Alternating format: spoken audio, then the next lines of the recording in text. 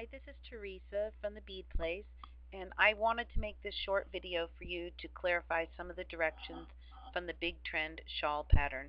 It was very exciting for me to see so many people come in on the yarn crawl weekend and purchase that pattern and be inspired to create something new. Having made the pattern, though, I am quite aware that the directions are a little bit vague and not very complete. So with the help of my super intelligent, creative, and beautiful niece, Nicole, we're going to create a short video for you that will hopefully help you understand a little bit better how this whole shawl comes together. I really do believe sometimes a picture is worth 1,000 words, and I know a lot of you ladies came from the far reaches of St. Louis and may not be able to come back to the store for an on-site class. So I wanted to provide this opportunity for you to be able to see how the shawl is made. Thank you for your time. When I was looking at the directions for the Big Trend shawl, one of the things that really perplexed me was their cast-on method. They suggested leaving a 1 yard length and using that for a long tail cast-on. Unfortunately, having a tail on one end doesn't satisfy both ends, and also 1 yard I didn't feel would be sufficient. So what I decided would be a better method would be the knitted on cast-on or cable cast-on. Just like normal cast on, you start with one slip knot on your needle and you go in and you knit the stitch like normal.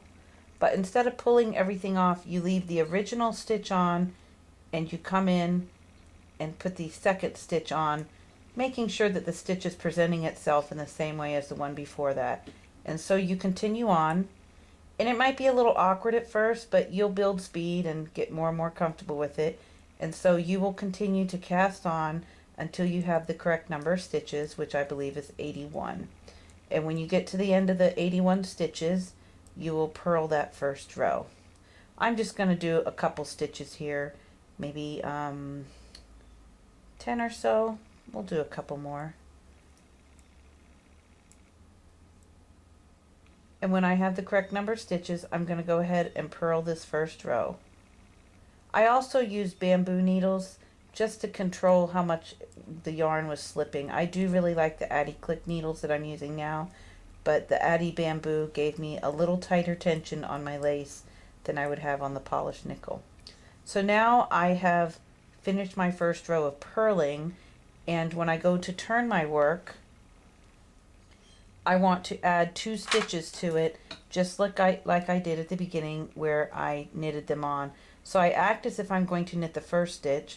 Actually, I think what I'm going to do is put a stitch marker, just so that I can kind of keep track of where the next row is going to be. So I am going to come under this and knit on and kind of pull that around that stitch marker and do a second stitch knitted on. Part of the reason that I suggest the knit on edge, it's a little firmer. It almost creates like a first row of stitching, much like the long tail, but when you're getting ready to do the lace pattern, I would recommend whatever your newest stitches that you put on are, that you just knit those or purl those depending on what the row calls for.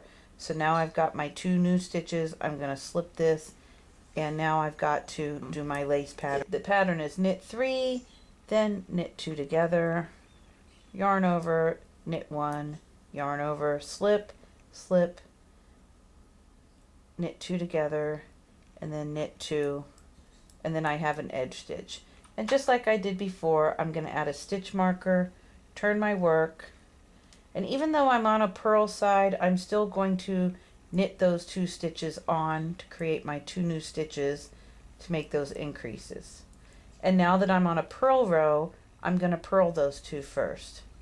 And so I'm just going to keep going on purling. I think my yarn split a little there. Slip my marker and then purl across.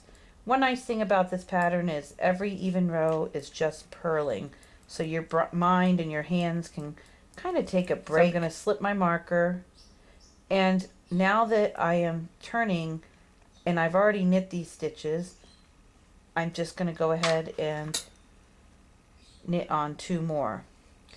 I wouldn't recommend putting a stitch marker every single time, but just maybe at the end of a stitch pattern repeat so that you can see when you have enough stitches.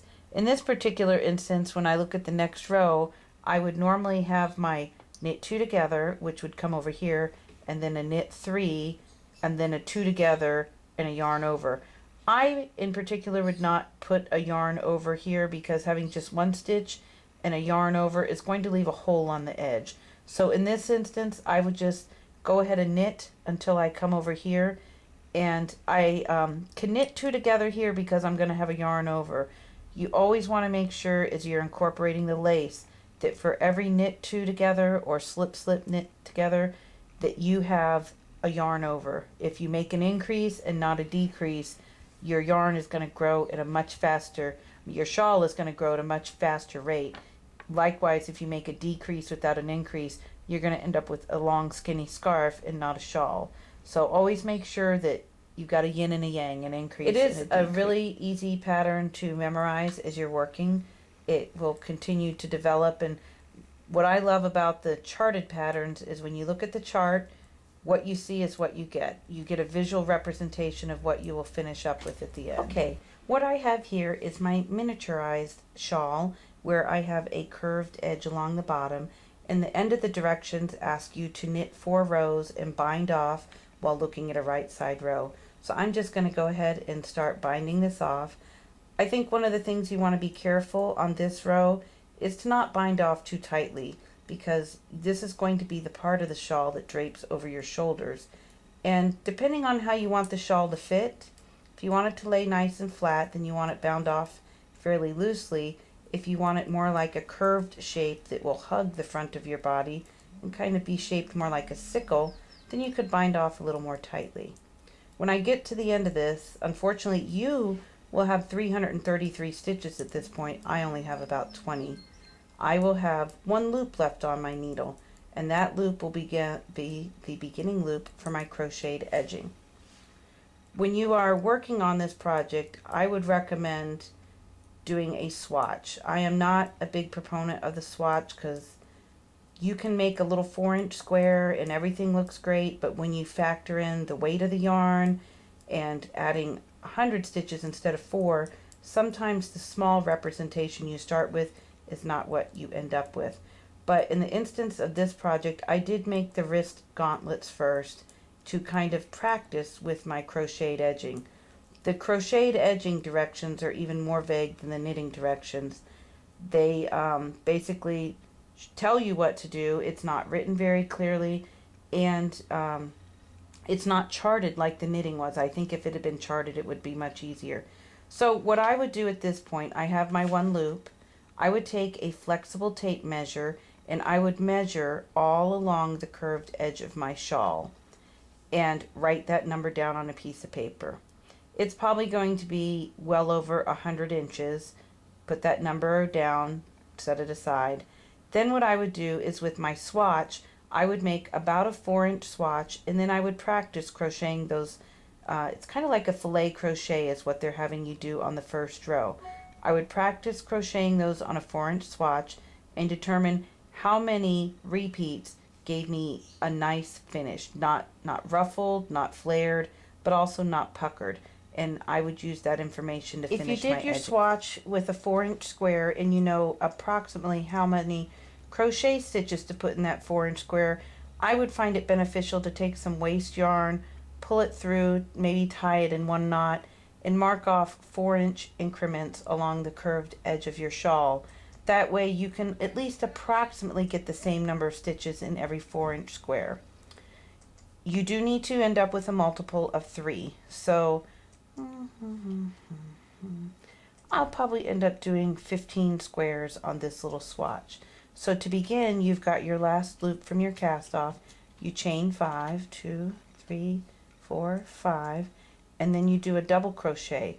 A double crochet just means you wrap it around the hook 1 time, and you're going to try to find a place on here that you can put your hook and at least come up with 2 threads. If you go in and just pick up 1 thread, you're going to end up with a big loop. So you want to make sure that you can kind of bite into it where you're going to get 2 threads and therefore not end up with a loop. So you can even go as far as picking up 3 threads at a time, anything that keeps it from looping. And you're going to go around in this manner, chaining 2 now, skipping a little bit of a space, and then finding another place to make your double crochet so as to not leave a hole. You'll keep going around like this until you get to the end of your shawl. This will even out the edge of your shawl. If you look at it, it's kind of stair-stepped over here where you've been casting on your stitches, but once you add that crochet, it really disappears from view. Directions have you going all the way across a row and then cutting and starting at the beginning of where you originally started, so that as you're working with it, you're always looking at the right side, which I probably should have mentioned. I am crocheting this edging on looking at the correct side. Because you're cutting your yarn, it's perfectly acceptable to go ahead and do your first row before you ever string your beads on. Every time you string beads on, it does add weight to the yarn. If you're using a fuzzy yarn, it can kind of start shaving the edges off. So you want to make sure you do that. So I'm just going to count again. 1, 2, 3, 4, 5, 6, 7, 8, 9, 10, 12, 13, 14, 15, 16, 17, 18. I think we're going to end up with a little bit more. We'll go ahead and do 19. And the reason I'm doing that, it says to do an even a multiple of 3, but in actuality, if you do a multiple of 3, your picot is going to come right here. If you have a multiple of 3 plus 1, you can actually start with half of a picot and therefore kind of have the peak of the picot right at the edge. So this is where I'm just going to go ahead and cut this. And to string my beads, the bead place has this wonderful item called the big-eyed needle, which I did not bring with me on my vacation. So I'm going to use the alternative method, which is needle and thread. So I'm going to take my thread, cut it maybe about a yard long at most, and fold it in half. And then I'm going to take the loop of the thread and thread it through the eye of the needle, and then leave a tail. So it's just like I'm getting ready to sew, only instead of at the bottom having a knot, I have a loop. And with that loop, I'm going to pass the tail end of my yarn through there. I'm going to put it just like so. And it kind of creates a push and pull. And then I'm going to take my beads, and once again I'm stringing an entire bag on. I'm just going to do like maybe a couple just to show you the method. So you might want to keep your thread a little shorter than this. You put your bead on, and my yarn just slips right over.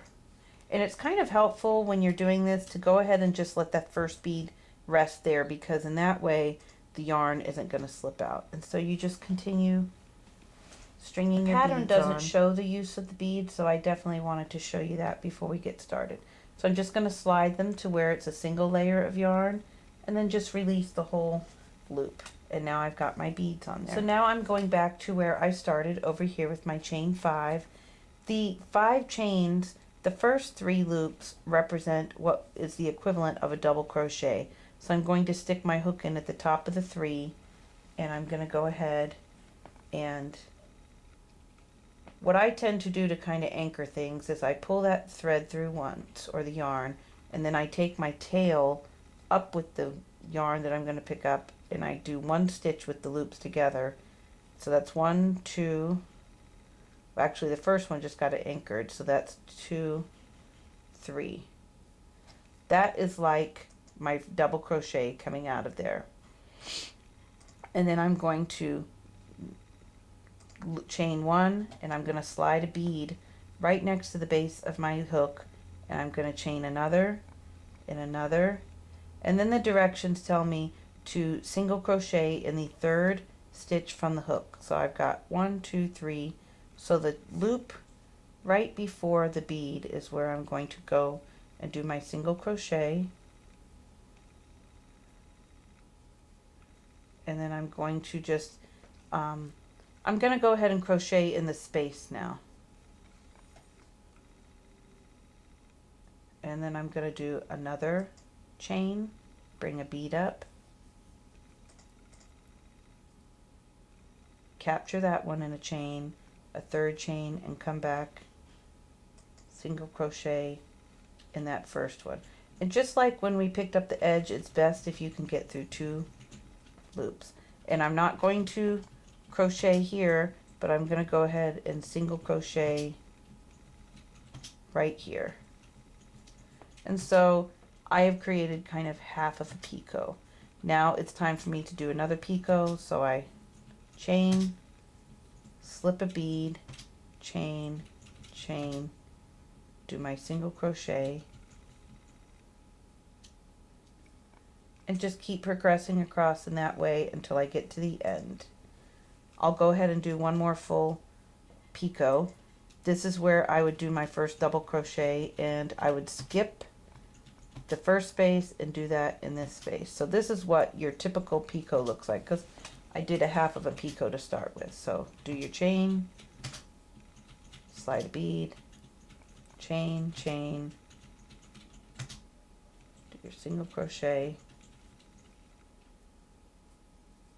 then do a double crochet in the same space, then do another picot by doing your chain, bead, chain, single crochet, then one more double crochet in that space, and then your last picot, capture your bead, do your picot.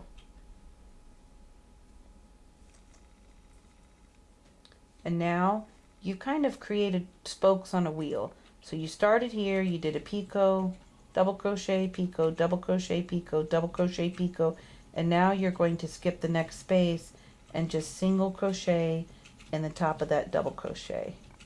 And that's how you build your picots across the edge. That is why every picot takes up 3 of those squares. So you've got 1, 2, 3 squares. You start with the single crochet, picot,